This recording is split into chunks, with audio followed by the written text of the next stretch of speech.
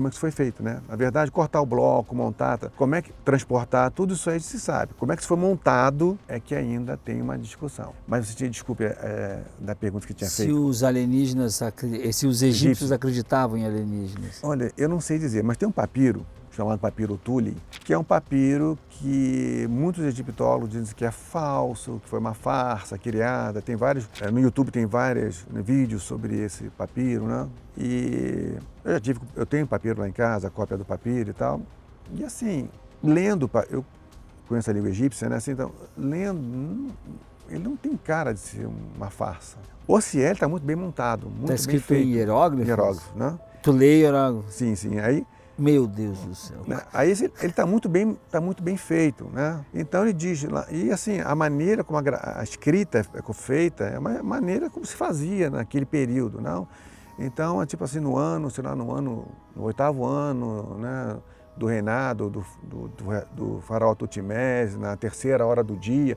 Então, a forma como está escrita, né, o papiro coloca, olha, os egípcios, né, ele fala que a população, né, viram bolas de fogo no céu. E essas bolas tinham uma vara de comprimento, quer dizer, uma vara seria assim como se fosse o tamanho de umas 3 ou 4 luas, né? Nossa. Então, umas bolas enormes no céu, né, maior que a lua, né, a lua cheia, né? E eles traduzem como, na verdade, como bolas de fogo, né? Na verdade, não é. O hieróglifo correto é disco de fogo. Então, eles sabiam muito bem a diferença que era uma bola de um disco. De um disco. Então, o hieróglifo é de disco e não de bola. Então, né, as traduções que tem na internet é uma bola de fogo. Não, Ou seja, a gente está falando de um avistamento dos egípcios antigos. Exatamente. E aquilo ali ficou girando, né? E aí o que aconteceu? O faraó foi alertado, né? E o faraó botou sua armada, seu exército em prontidão. Veja bem, quando você tem uma coisa desse tipo, porque a ideia é que tudo que o pessoal, né, tudo que o antigo vê no céu, ele vai achar que é Deus. Não é. Eles tinham uma noção muito clara da astronomia. Isso é uma coisa que as pessoas também não conhecem. A visão astronômica do mundo antigo é muito sofisticada. Quando o senhor diz assim que ele colocou o exército de prontidão, então eles tinham a clareza de que aquilo poderia ser uma ameaça. Sim, não era um Deus. Senão eles iam louvar, exatamente. Exaltar, né?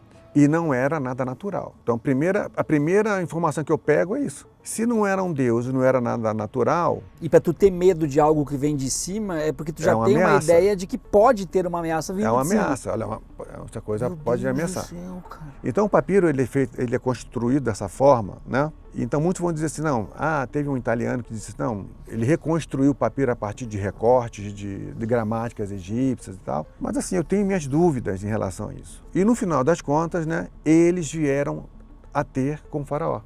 Há uma passagem que diz que eles vieram a ter, né? Vieram conversar. Foi consultar o faraó. Né? Eles, não, a bola, o pessoal da bola, do disco, vieram conversar. Né? Então foi um contato imediato. Né? E aí fala que foi um dia, aí eles usam uns termos egípcios que assim, foi a melhor coisa do ano, assim, umas coisas, eles usam uns termos, né?